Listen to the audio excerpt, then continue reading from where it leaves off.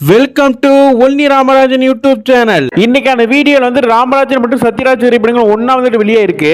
இத பத்தி நம்ம 2 வீடியோ ஏற்கனவே போட்டாச்சு. அந்த வீடியோ பார்க்காதவங்க மறக்காம பார்த்துடுவாங்க. இவங்களோட அடுத்த திரைப்படம் வந்து அடுத்த வருஷம் தான் வெளியாகுதுன்னு சொல்லலாம். 1991 வந்து முதன் முறை அண்ணன் காட்டிய வழி அப்படிங்கிற திரைப்படமும் புது மனிதன் அப்படிங்கிற திரைப்படமும் வந்துட்டு வெளியாகுதுன்னு சொல்லலாம். இதுல அண்ணன் காட்டிய வழி அப்படிங்கிற திரைப்படம் வந்துட்டு 15/3/1991 வந்து வெளியாயிருக்குன்னு சொல்லலாம். இதுல புது மனிதன் அப்படிங்கிற திரைப்படம் வந்துட்டு 22/3/1991 வந்து வெளியாயிருக்குன்னு சொல்லலாம்.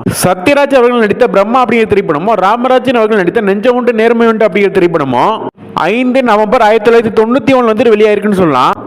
உங்களோட அடுத்த திரைப்படம் அடுத்த 5 வருஷம் கழிச்சு தான் திரும்பவும் போகுதுன்னு சொல்லலாம். சத்யராஜ் அவர்கள் நடித்த சிவசக்தி அப்படிங்கிற திரைப்படம் வந்துட்டு 6/9/1996 வந்து வெளியாகுதுன்னு சொல்லலாம்.